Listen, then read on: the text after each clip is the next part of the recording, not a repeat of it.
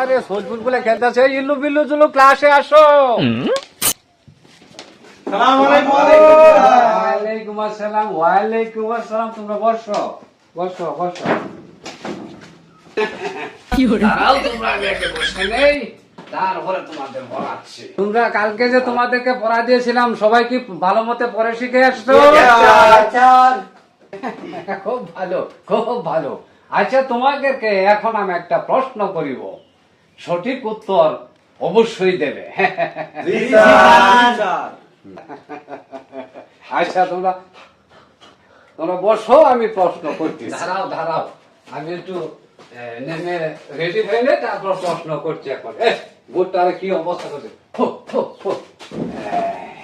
দাঁড়াও দাঁড়াও, আরে দাঁড়াও, প্রশ্ন তো করিব। কেন প্রশ্ন তো করিব। দেখি, বাংলাদেশের জাতীয় মাছ কি? স্যার, জাতীয় মাছের নাম হলো রাগদা।